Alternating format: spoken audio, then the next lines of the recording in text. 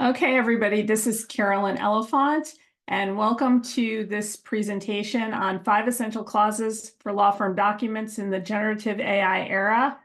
I'm glad everyone's here. Like I said, midway through, I'll go into presentation mode.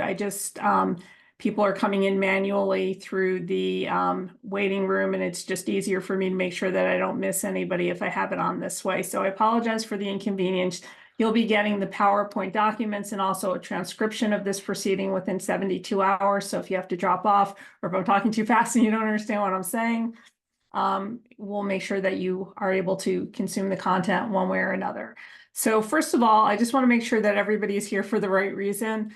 This is not one of my presentations where I do demos of AI or show you the tools that you can use, the things that you can do with it. This is really focusing on how you incorporate AI into your law practice and what legal and regulatory obligations you have, and how to make sure that you have adequate protections in place to supervise the use of AI to stay compliant with regulations and legal ethics rules. So if you're coming here expecting to learn, how to automate some kind of process with AI, or how to summarize documents, or just learn about the new features, I have tons of materials on that.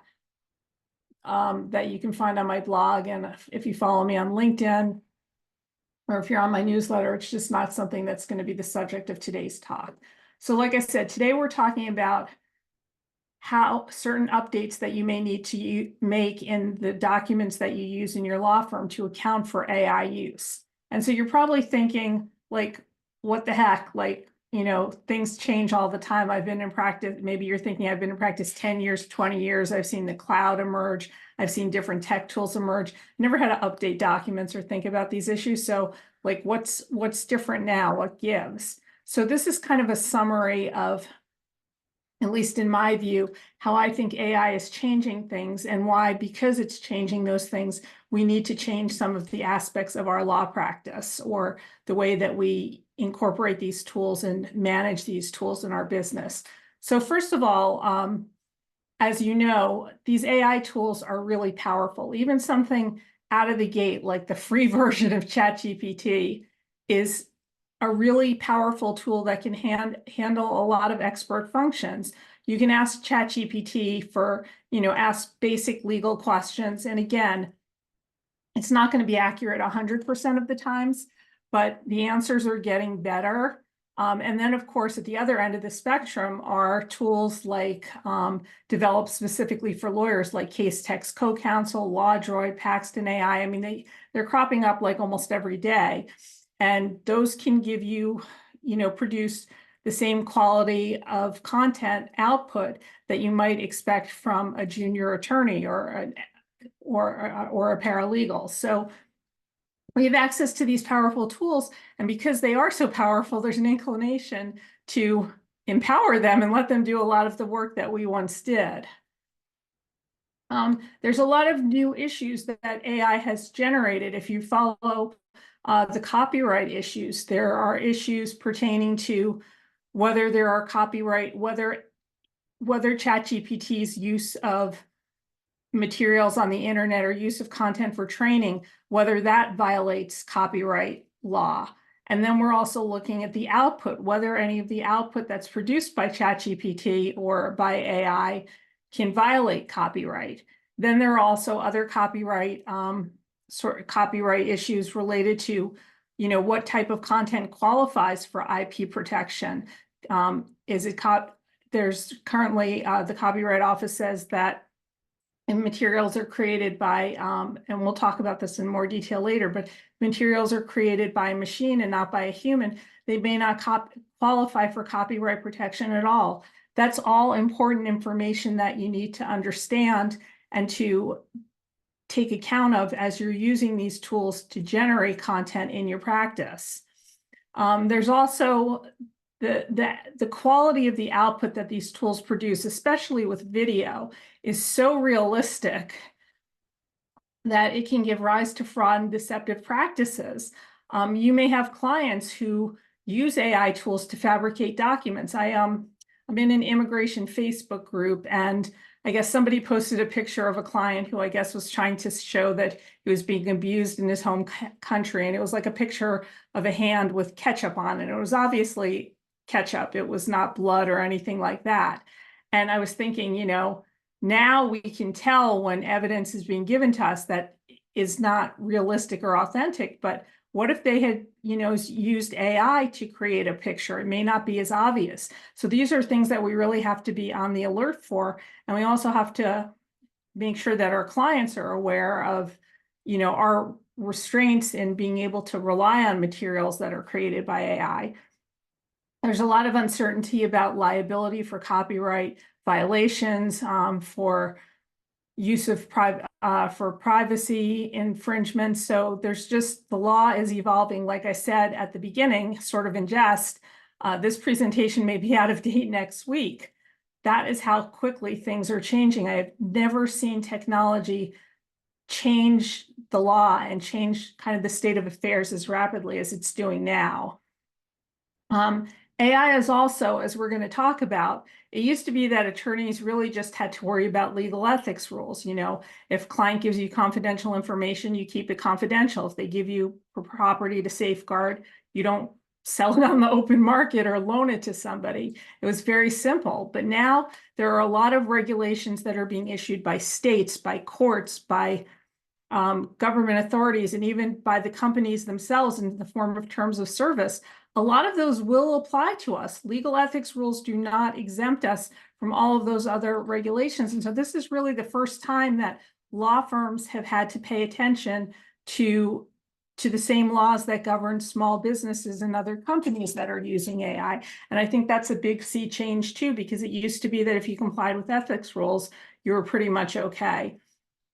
And finally, as I said at the beginning, it's just a rapidly changing playing field, unprecedented speed with which these changes are taking place. And that presents a conundrum. If there is uncertainty, you can sit back and say, I'm just going to wait until things clear out. And that's an option. But at the same time, you put yourself at a disadvantage. If you wait too long with these tools and you don't start using them because you're waiting for clarification, your competitors are going to get ahead of you and your clients are going to get ahead of you. And you're not going to be able to adequately protect your clients' interests unless you understand how these tools work.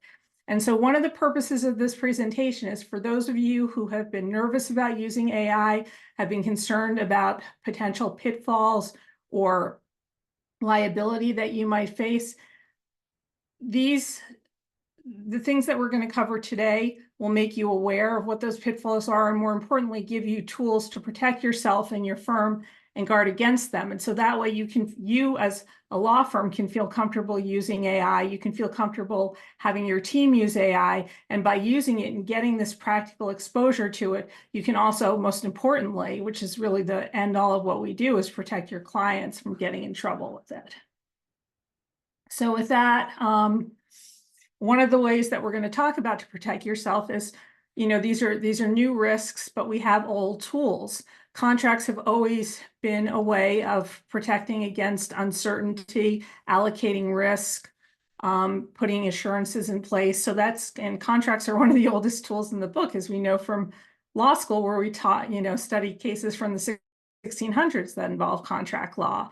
And so really what our focus is going to be is on using contracts to protect ourselves against the risks that AI and a lot of these regulations can face. And the old tools, are the typical things we see in contracts: disclosures, disclaimers, and certifications, maybe additional obligations to allocate risks. So like I said, even though this is a new playing field, as lawyers, we have old traditional tools that will do the job and help give us the kind of protection, help mitigate risks to make us comfortable using these AI tools. So what we're first going to talk about is I'm going to just give kind of a very summary overview of the guidance of the whole net or web of laws and regulations that apply to all of us. There are hyperlinks that you can click through after this presentation is over to go into the details. I'm not going to get into the details of every FTC regulation or every federal regulation or state law, or honestly, we would be here until sundown and wouldn't even get to the contract part of this. But like I said, these resources are available through the hyperlinks and also through some additional materials that I'll send out after the presentation is over. So these are all the sources of guidance that apply to attorneys using AI. As you can see, number 4 is ethics rules, and that's pretty much where it comes down on the list, in my view, in terms of its applicability. But in addition to having to abide by ethics rules, there are federal agencies and regulations that apply to, some will apply to all law firms, some will apply to law firms that are maybe dealing with special areas of regulated clients. States are enacting laws that require different types of AI disclosures, and those are just, continue to come out and continue to evolve. So you may be in a state that has a law, you may be in a state that doesn't have one yet. There's a whole host of standing court orders, and I'll show you how to access those court orders involving disclosures and attempts to try to address the mishaps that we saw a year ago with the attorney who relied on AI and it hallucinated and cited fake cases, and he wound up getting sanctioned. I mean, courts are very concerned about getting filings from litigants that have fake cases in them, and it heightens the obligation of the court to read these briefs more closely, whereas courts used to be able to rely on representations of attorneys. So those are really important to understand. And then there are also very specific contracts, vendor agreements in terms of service that will provide some guidance on the scope of confidentiality or privacy that those tools provide to users. So we're just going to do an overview of those and then give some examples of how to address them. So here's some examples of what federal agencies have been doing. As I said before, the Copyright Office has issued some guidance on AI.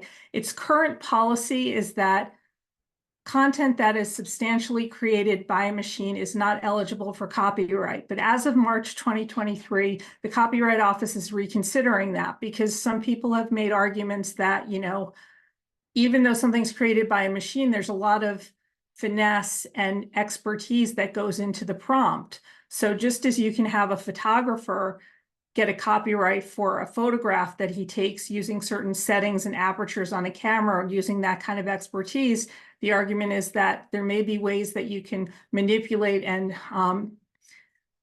induce AI to come out with some sort of unique content or image that results from the expertise and guidance that you gave it in the prompt, and maybe that should be eligible for copyright. So that's all being reconsidered. But right now, like I said, if you generate content entirely through, you ask ChatGPT, write me an ebook on being a trust administrator, and it writes you an ebook, and you cut and paste that content without making any changes, that's not going to be eligible for copyright, which means that other people can copy it too. The USPTO just on April 11 issued guidance on use of AI in the patent law practice. And basically what it says is that if you're an attorney preparing a patent application for a client, you don't need to disclose that you used AI, but you have to certify that all the filings are accurate. And it also reminds lawyers who are practicing before the patent office to be careful with confidentiality. So if an inventor provides you with proprietary information or trade secrets, that's not the kind of thing you want to upload into a public AI system to summarize for you. There's also guidance for inventors on the extent to which you can use AI to develop a product and how that impacts patents. And attorneys aren't responsible for, attorneys can rely on representations from their clients as to the extent that they used AI, but that's something that they need to look at when these applications are being prepared. So there's some new obligations that are being imposed on attorneys who practice in the patent office. The Federal Trade Commission just came out with a rule that prohibits companies or people from using AI to impersonate government or business personalities. So, if you decide to, take an AI tool and impersonate a judge and put it on your website, it's obviously going to be a deceptive legal ethics practice, but you may find yourself in trouble with the FTC too. So, so that's what the FTC is doing. And then the SEC, and this is probably not going to affect most law firms, but I just added this here because I think it's important. It provides some context for some of the other regulations that apply. The SEC brought an enforcement action against two different investment companies. These investment companies had exaggerated the extent to which they used AI to analyze stocks and financial trades. And they told clients they were using AI more extensively than they were. And the SEC said, no, that's fraudulent, that's misrepresentation. So even though the SEC, even though law firms aren't governed by the SEC, it's a reminder that if you're using AI in your practice and you put on your website we're a fully automated AI firm and you've got, paralegals in the background who are doing the work that you're saying AI does, that could be the basis for an ethics complaint against you. Obviously, the SEC is not going to go after you. So those are some of the federal rules that come into play. The states are all over the place, and I cited to this article in Legal Dive that has a very good summary of the 16 states that have AI laws. So some of these laws require businesses to disclose if they're using AI. Utah and Oklahoma have statutes like that. I haven't looked at the details of all of those statutes, but it's recommended that you do that, because if your state requires you to disclose that you're using AI to provide a service, and I think in Utah, it very explicitly applies to service providers like healthcare professionals. If there's a requirement that you disclose that, those ethics rules aren't going to save you. You're still subject to state law. So I recommend that you take a look at the Legal Dive article, see if your state is covered, and familiarize yourself with what your state law requires of service providers in terms of AI disclosures. In Ohio, there's a requirement to watermark AI-generated products. I think the statute, defines how substantially generated by AI it has to be to trigger that watermark requirement. So, if you're in Ohio, that's something you'd want to take a look at. And like I said, attorneys are not exempt from state law requirements. So if your state has a requirement like that, just because the bar doesn't make you disclose AI use, your state law might. So it's something to take a look at. The standing court orders, like I said, in the aftermath of Mata versus Avianca, that was the case where the lawyer Stephen Schwartz used AI and it hallucinated, and he cited the cases, and he was asked by the court again, to check and verify the cases, and he doubled down and he went back to AI, and AI said, yeah, the cases are accurate. There have been a lot of, shockingly, even after that case, there have been at least 6 other cases where attorneys have misused AI. And my own view on these cases is that it's not a problem of AI, it's a problem of incompetent lawyering. Back in the day, just as you wouldn't rely on research, excuse me, you wouldn't rely on a treatise without reading the cases that were cited, you shouldn't be relying on AI for case law without actually reading the cases. And if a guy had tried to find the cases and read them, that would have been, he would have figured out pretty quickly that the cases were wrong. Excuse me, I need some water. I've had a webinar earlier today, and I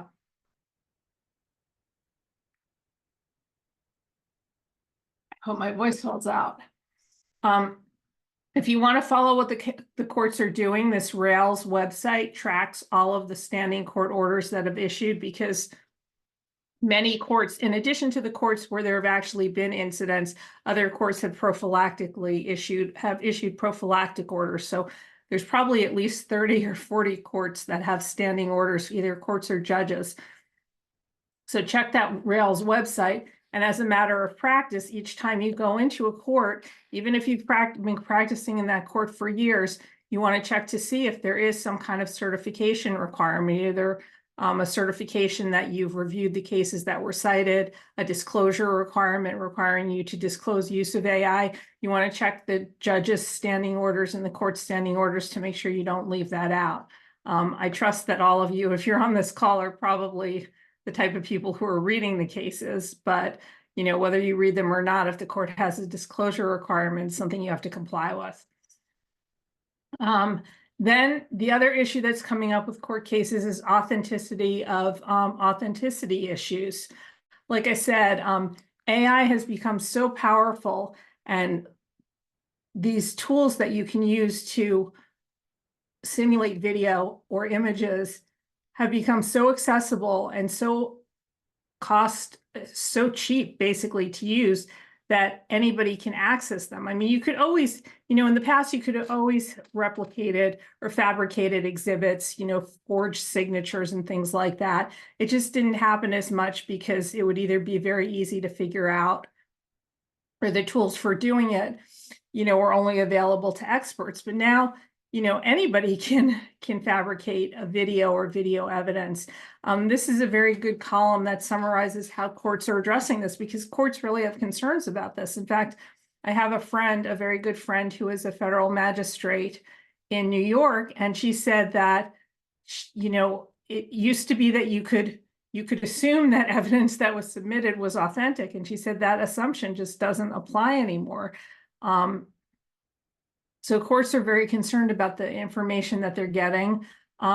Sometimes litigants are asking, are disclosing the use. In one case, there's a case out of Washington State where a lawyer used AI to enhance a video to make it probably more dramatic or more persuasive.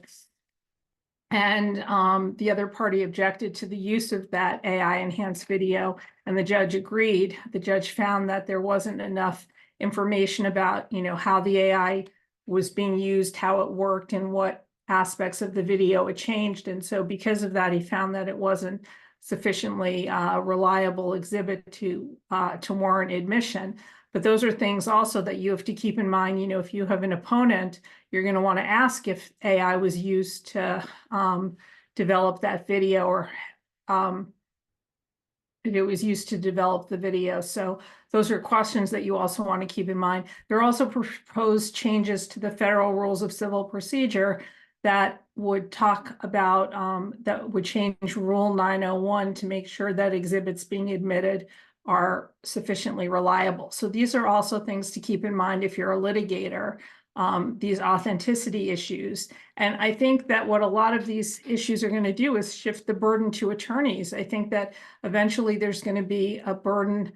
Attorneys are going to have to do much more due diligence when they get exhibits from their clients to ensure the authenticity of those exhibits. And so we're going to talk about, what you can do in terms of dealing with clients to make sure that you're not on the hook for anything that they may try to slip past you.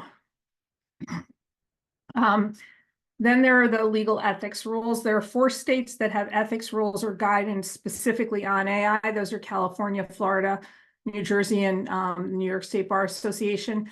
The rules are kind of generally, they're very common sense. It's what you would think.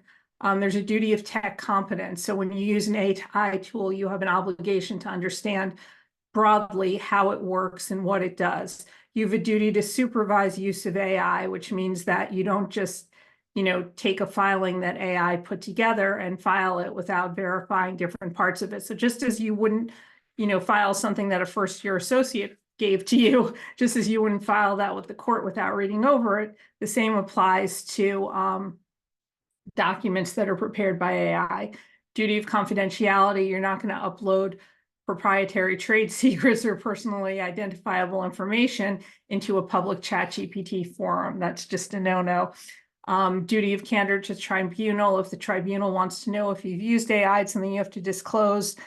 Some of these jurisdictions are talking about, have expressed some concerns that attorneys may do work with AI and then bill for it as they would if it was an associate doing the work. So for example, if you have AI summarize a 500-page deposition in 20 minutes, that's something that might have taken an associate a full day, 8 hours. These ethics rules don't want you billing the client 8 hours for something that took 20 minutes because of the technology you used. And then we're going to talk a little bit more later about the duty to disclose AI use to clients. The ethics rules are inconclusive, and it's kind of an open-ended issue. And I'll share what my thoughts are when we get to that topic in the materials later. And then the last thing is the platforms that you're using, the terms of service or contracts that you enter into, also provide guidance on how you're supposed to use these tools. So for example, if you look at the ChatGPT terms of service, they prohibit you from representing that content was human generated when it wasn't. So if you go to ChatGPT, ask it to generate a blog post on 10 tips for estate planning, and then you put that on your blog and you have a human author. Technically, you shouldn't, under those terms of service, you're violating those terms of service because you're holding that post out as something that was generated by a human when you just cut and paste it from ChatGPT. Now, if you were to slice and dice the output or add your own spin to it, I think you could get around those terms, but that's what those terms of service say. YouTube now requires disclosure of AI-generated videos. So if you use a platform, I think it's called Synthesia, you can use it to you can feed it a script and then it'll create an avatar that will speak the script for you. If you go to post that on YouTube, YouTube now requires you to disclose that it was AI generated video. These are important things to understand because if you're using a marketing company that's creating content for you and it's not following these rules, you're going to be the one who's on the hook if it's being done under the auspices of your firm. So that's why it's important to understand those terms of service. All of the different terms of service for these different platforms will address levels of confidentiality and privacy. They'll address whether they're using the materials for training. And those are things that you need to understand because you may have clients who are providing you with materials that they absolutely don't want to be used in any way, shape, or form for training. So those are things to keep in mind. And then the last issue that's been emerging kind of on the other end in terms of platforms that you're using is this issue of AI washing. That's what we talked about a little bit with the SEC, where people or services are exaggerating the level, the extent to which they're using AI to produce content and what kinds of protections are available. So you want to make sure also when you're selecting vendors that they're being truthful about the AI capabilities that they're pitching to you. And I don't know, I've been to trade shows where there've kind of been, I've had mixed reactions to what some of the vendors have told me, even about tools that are being marketed to legal. So I'll just leave it at that. So you've got all this guidance out there. Now, what are you going to do? And that's what we're going to come to talk about, what you can do in your contracts or your agreements to address some of these obligations that you have. So that's those are some of these examples that I'm going to give now.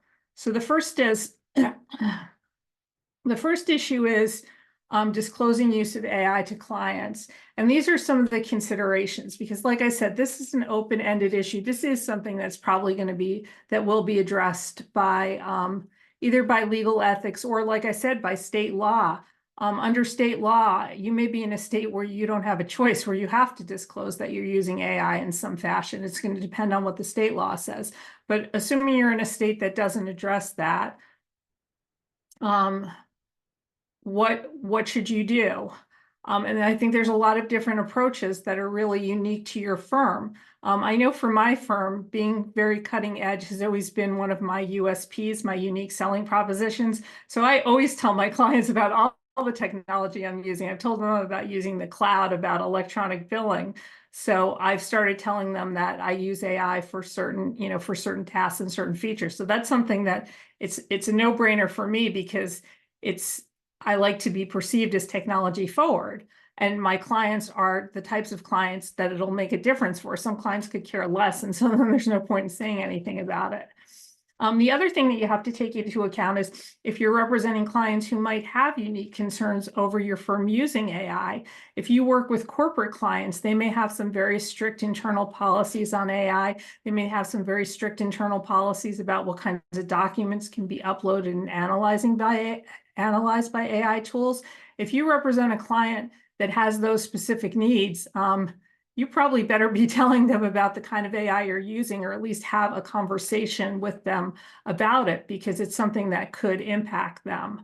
On the other hand, if you're representing a consumer client, maybe doing estate planning or some family law issues, it may not necessarily, it may be TMI, it may be too much information for them. They may not need to know it, especially if you're being sure to to protect their information, to making sure not to upload Social Security information or very private information into the AI platform. It may not be it may be something that you don't need to tell them and you choose not to tell them. So in my view, unless disclosure is required by law or regulations, or unless it comes to be required by legal ethics, it's really whether you disclose AI use or not really is something that lies within your own professional discretion. It's a decision that you make based on your familiarity with how your firm works and how your and how your clients might react to this, and what kind of benefits it might provide to you. Now, if you decide to use a disclosure, I came up with one here. A lot of the disclosures and forms and passages that I've used through prompting different AI tools. And you're probably thinking, well, why did I have to come to this presentation if I could have just asked ChatGPT to do it itself? And my point here is that you probably could have asked it, but would you have known the question to ask? You came here to understand what questions to ask. Once you understand these questions, you can prepare, rely on these tools to generate these disclosures. So I don't want you to think that, this is a presentation that you could have done yourself because you could have just gone to the AI. You need to know the questions to ask. And so I think it's an important lesson about kind of this partnership between AI and humans. The AI will do some of the work, but you need to know what to tell it in order to get the output you want. So, and I haven't provided all my prompts here. I've gone back and forth, but I think this is a good example of a disclosure because it frames things very positively, as you can see. And like I said, you'll get these materials. You can use these disclosures, or you can put them into AI and you can ask AI to modify the disclosure. But I like disclosures like this because they're very positive. Instead of saying, AI is scary and we might, accidentally use your confidential information, you make it sound positive. You talk about the benefits of using AI, you assure the client that you're using it responsibly, and then you have the client acknowledge in its engagement agreement that it acknowledges and consents to the use of AI. So I think this, just the language of this AI, of this disclosure of AI is a very good way to frame really any kind of disclosures. There was a time about a decade ago where bar associations were requiring you to disclose use of the cloud to clients. And the way the bars were framing it was like, we're telling you about the cloud because your information might be at risk and we want you to know that, and you agree that, you agree to the possible risk. And I was thinking, you're just going to scare clients off, at least tell them like what the benefits of the cloud are and what you're doing to assure them. So I think the way this disclosure is framed is also just a very favorable way for other types of disclosures. So if you choose to use that, you can use something like that. And like I said, you can use any of your favorite AI platforms to modify it to make it consistent with your agreement. You can decide, again, this is something you can decide whether you want to include it in your engagement agreement. If you have client policies, maybe you put it in a client policy sheet. I mean, all of that is up to you as to how you use a disclosure like this. But that's an example. If you decide you're going to disclose use or you're required to, it's an example of how to do it. Anyway. The next question is, you can ask whether you want to get certifications from clients. So one of the problems we talked about is, could clients provide evidence that's AI fabricated, or could they, maybe unknowingly take photographs and put them through some kind of system that uses AI to enhance those photos? Those are things that you probably need to know from your clients. There are tools that are emerging. I don't have the names of any of them right now, but the tools are emerging to verify whether, content or images have been enhanced or created by AI. But in the interim, you can imagine a situation where if your client uses AI to enhance or fabricate images, and you turn all that over to the court and you haven't asked your client about it, and it's discovered later on, you as the attorney could potentially be on the hook. So one of the things that you want to think about is you can ask, when your clients provide you with exhibits or materials, if you have that kind of practice, you could require them to sign either a statement certifying that the evidence they're providing is authentic, or you can tell clients that, if you provide us with something that we discover to be fabricated by AI, we reserve the right to terminate you, just like many engagement agreements have an out clause, so to speak. where if the client lies to them, the firm can fire them. So these are two things that you may want to consider. Again, it depends on the kind of practice area you have, the kinds of information that you're gathering from them. You might also just choose to adopt, to implement this policy just through a conversation with the client, explaining to them the implications of fabricating information or providing information that's created by AI and what it can do for their case, because it tanks their credibility, it tanks their case.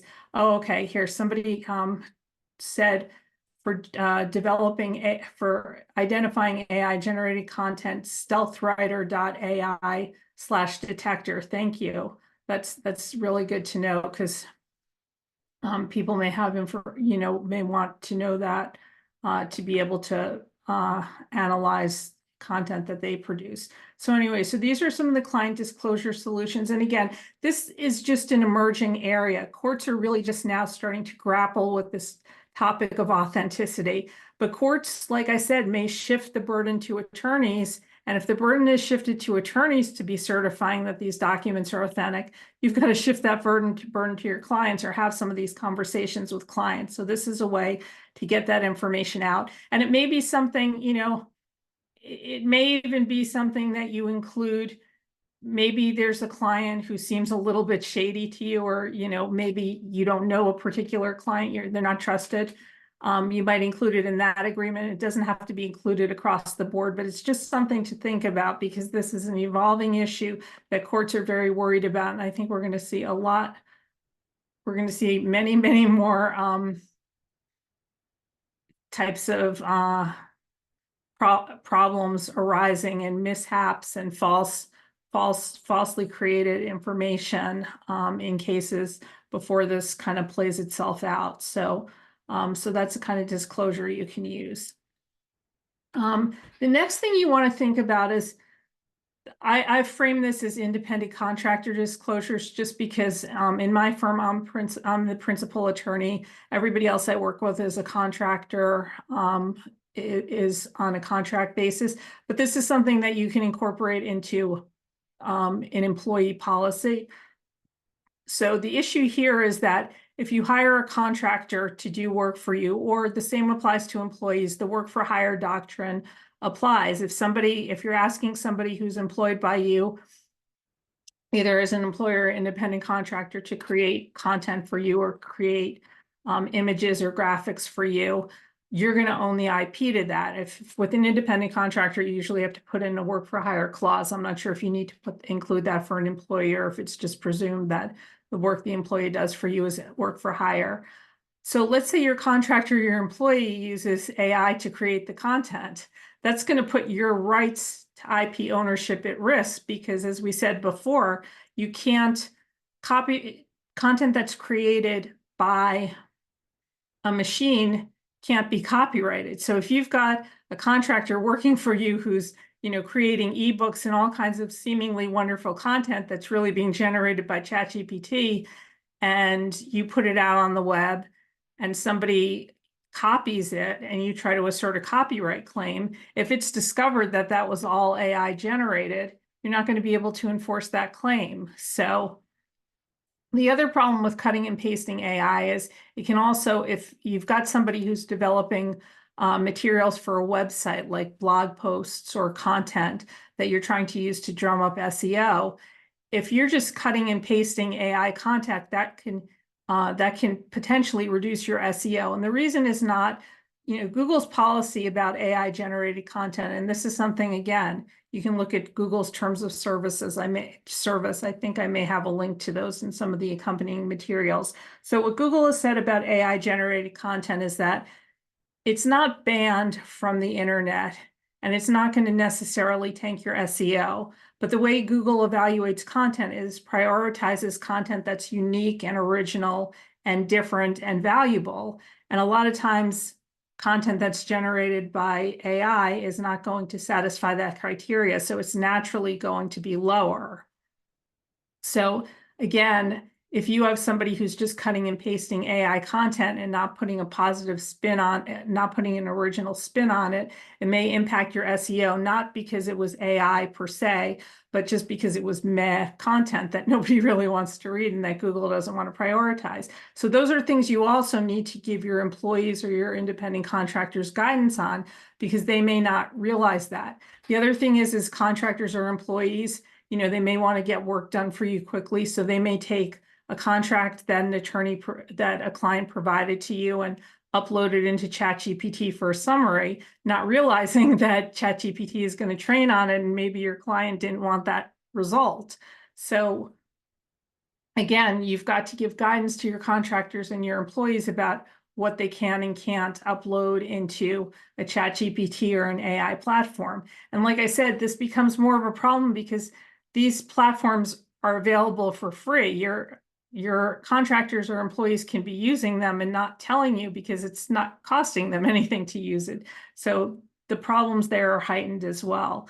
So what you want to do is you can either have best practices, or this is something you can incorporate into. I think I have a contract clause after this, but the first thing you want to do is establish best practices for avoiding infringement and plagiarism.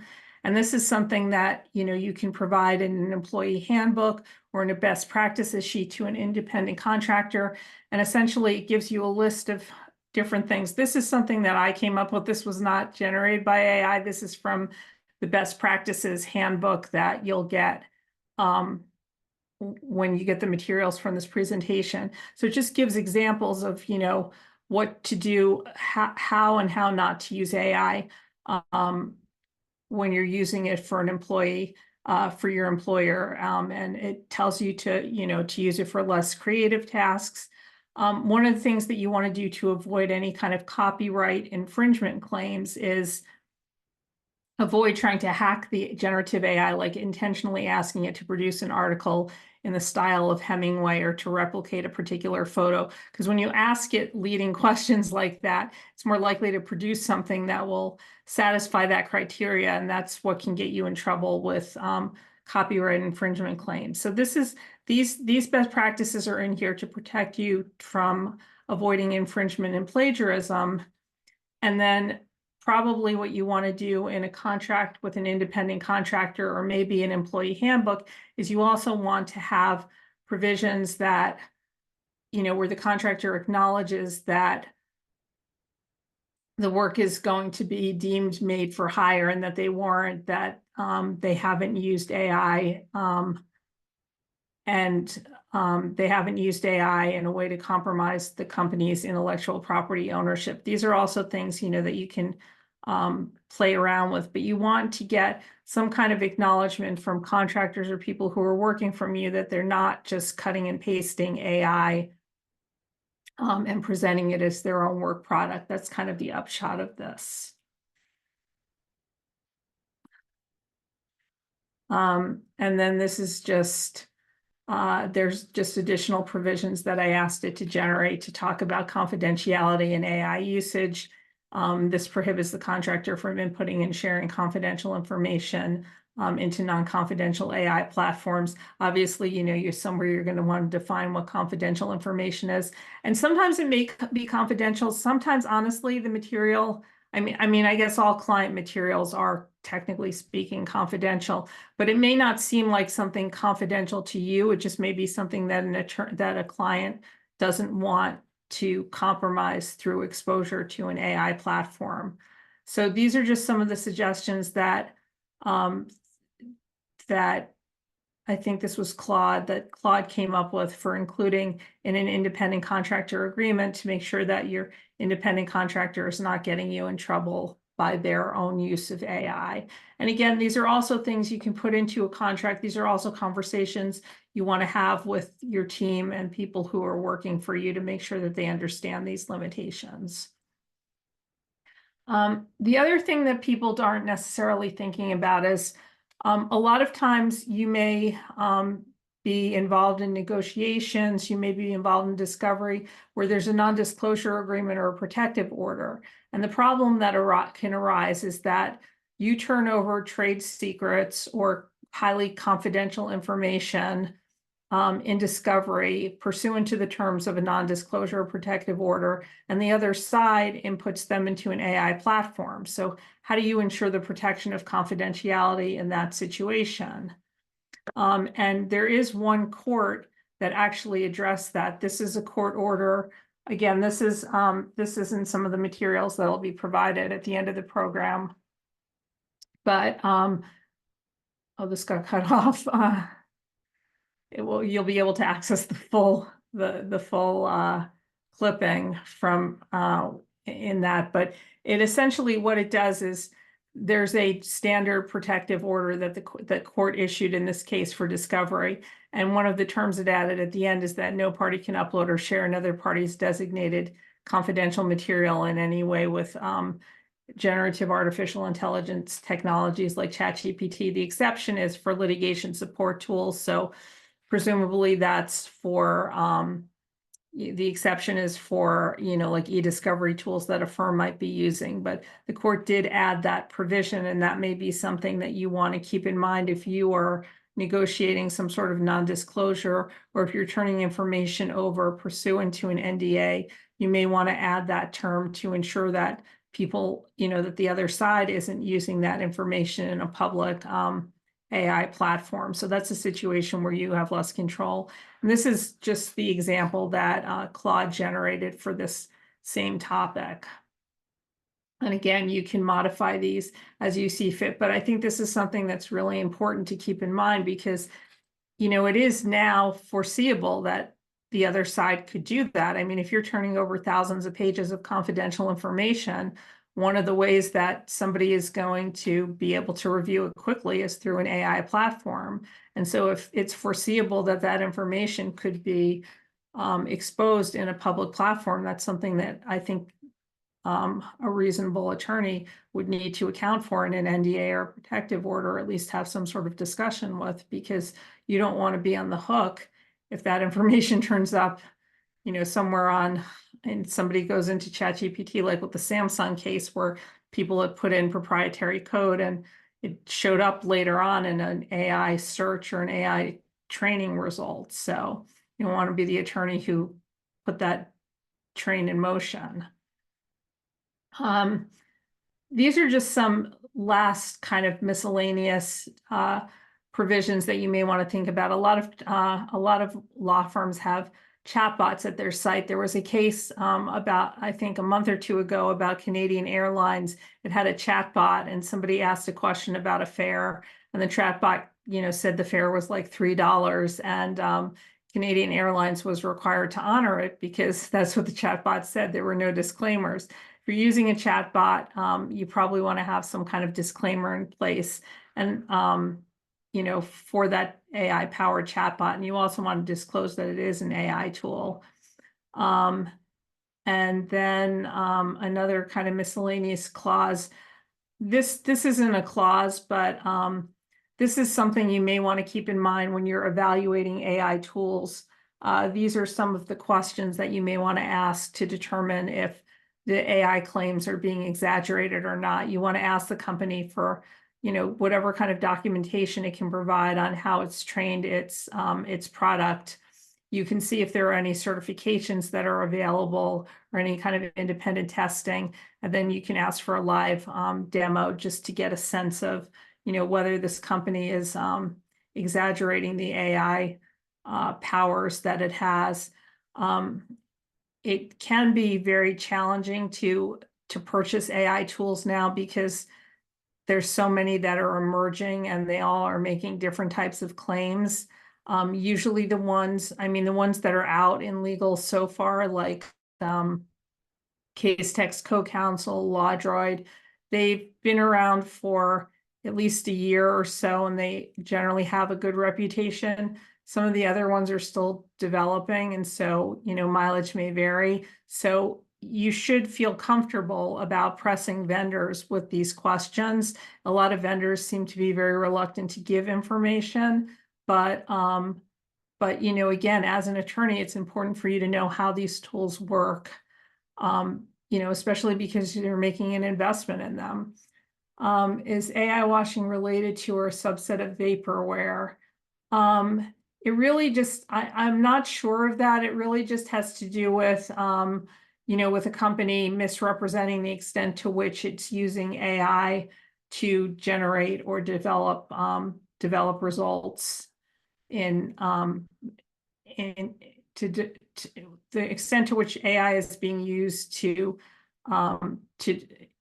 the product. Just like with the SEC, there was a claim that the AI was being used to kind of predict how a stock would perform, and it really wasn't AI, it was really a human. I think it's talking more to that concept. So those are really the clauses that you need to incorporate or keep in place, and those are the guidelines or the guidance that people are subject to, that attorneys are subject to. It's really fast moving, and I guess my concern and the reason, the impetus for having this presentation is I just don't see a lot of that being discussed. Bar associations are talking about these, older ethics rules that protected clients 20 or 30 years ago, but may not be sufficient to protect them now. And there's also not a lot of people really worrying about or protecting attorneys. So I think attorneys, it's important for attorneys to be able to protect themselves, but at the same time be able to use these tools so they don't fall behind. So that's really the end of the presentation. But does anybody have any questions, or does anybody have any experience or concerns about anything that we've talked about today? Well, yeah. Hi, Carolyn. Hi. I have been since January. I have been. I'm a solo, so I've been doing lots of trials because I want to be, do you know what I mean, all savvy and updated, and use the tools that are going to make my life easier and better for my clients. I'll say this though, and I've done a lot of trials, and I haven't picked something exact yet for what I think I need, and they're all so costly. I know. But it's interesting that only one discussed with me, and that's because maybe it was through Thomas Reuters, and I do use a subscription from them, not their AI yet. Only one who talked to me about their AI when I tried it, about legal ethics. And they don't even bring it up. Even if they're for law, even if they're a product for legal use, they don't all bring up all the ethics issues that could come up. Yeah. And I think like one of the standards that I would expect with any tool developed for lawyers, a flat prohibition on using anything that's inputted for training. I mean, that's sort of like the starting point for any of these AI tools developed for legal. If it's not developed for legal, if they want to have opt-outs or different ways of doing it. But my recommendation would be, because that's why you're paying that price. You're paying the price for the expertise, and you're paying it for the confidentiality. And you're right, these tools are very expensive. So if they can't ensure confidentiality, and I have looked at the terms of service for Case Text Co-Counsel, and it is commercial grade confidentiality, the same level of confidentiality that applies to anything that company uses internally. So it's bank level, so to speak. But the other tools should be providing that too. Here's a question. My practice requires review and analysis of hundreds of medical and personal records. Lately, there have been vendors using AI for this. I'm very leery about providing access to PII. I don't see a way around this. So I know that some of the AI tools that are being developed for legal do provide confidentiality. I don't know the extent to which they do. And I guess there's, but I think that there have been tools that have been addressed. I mean, there are practice management tools or other legal tech tools that do deal with HIPAA materials, which are also heavily protected. So there may not be a way around the problem, but I think that you really need to speak with the vendors and take a close look at the agreement and see what level of confidentiality they would provide, evaluate whether they have indemnification provisions in case there is some kind of breach. So it's understandable, and it is important to be to be leery about that. I mean, the only other option is really to develop your own AI tool in-house, and that can be done too. And that would have, it would be much more secure, but it's also going to be much more expensive and quite honestly, probably less powerful because it's not gonna, just because of cost considerations. So I'm not sure if there's a way around it, but I do know that, vendors are developing tools to address that issue. And I think it's just a matter of just being very circumspect of who you deal with.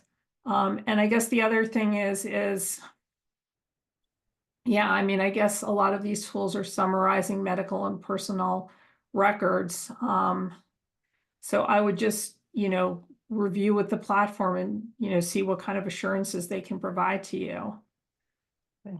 Thanks. Does anybody have any other questions that they want to ask or experiences to share?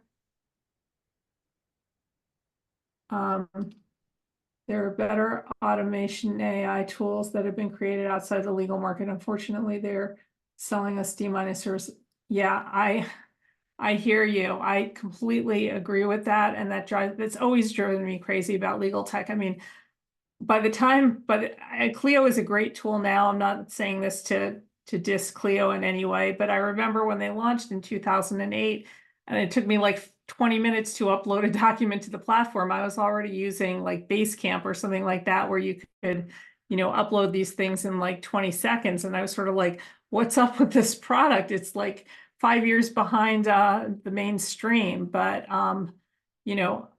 obviously, that's something that's changed. That's always the trade-off with legal. So what my suggestion would be, I mean, I use a range of these tools. I still think the summary tools that Claude has are much better than many of the ones I've seen on the other platforms, although it has limited bandwidth. So if I can, summarize a legal brief or something that's already public record with those tools, I'll use that. And I'll resort to the legal tools only if I have to do like specific legal research, or, if I had a situation where I had proprietary documents. So I think what it's going to come down to is using a mix of different products. Lexis is reaching out with the add-on AI. I have not tried the Lexis AI product because I currently have my own private dispute with Lexis right now. I have been using Westlaw Co-Counsel or Case Text Co-Counsel for a long time. What should be in the legal toolbox? I think, the practice management platforms are coming out with different AI tools to kind of summarize emails to sort of help with the operations part of the practice. I think that you should definitely have, some sort of legal research tool that starts to incorporate AI. And I think you should have like a general tool, like a Claude or a paid version, definitely the paid version of a Claude or a ChatGPT that you can use for so many of your other communications for, for generating client letters that don't have the personal information in them, for coming up with, marketing copy, content for websites, things like that, for analyzing big documents. I would use one of the more general tools. And also for empowering your team, if you're using paralegals or virtual assistants to create things. Okay, there's somebody else is talking about document automation here. So I would do that. I think some sort of automation. Okay, legal automation, Joseph. Cleobot, Lawya, in my case, bought Woodpecker, which had promising features. Yeah, those all have document automation tools. I go back and forth now on document automation because I always wonder the extent to which AI is going to almost replace a lot of document automation. I know that Gavel has incorporated, Gavel's another document automation tool, from what I understand, has really gone deep with incorporating AI so that it'll help use AI to help you automate the documents, to kind of prompt you on where you can, you need to have conditional logic or where you need to fill in empty spots. So definitely using it for something like automation, but I think that with AI, we're going to get to a point where automation itself is going to become automated. How does Grammarly compare? Completely different use case. So I use Brief Catch which is kind of the lawyer version of Grammarly, I guess. I don't use Grammarly. I use, the default, whatever. I used to use the default Word or Google AI tools. I like brief catches incorporating AI too. One reason I like brief catches because a lot of when it makes a grammar recommendation, it will pull like a quote from a Supreme Court case or a judge, and it'll say like, Judge Ginsburg uses the term rather in her sentences instead of instead. So I kind of like that. But it's still, I don't know how much of it is AI and how much of it is just, pattern analysis. And like I said, I haven't used Grammarly. I don't know how it compares to kind of the built-in word tools. And I will say that even with brief catch, sometimes it doesn't, it doesn't, sometimes the recommendations it makes are kind of contrary to sort of the best practices in my particular field. So the mileage is always going to vary on all of these. I don't think there's going to be 100% solution. But if you use conditional logic in your document creation, word processing, all of the expensive applications are unnecessary. That's true too.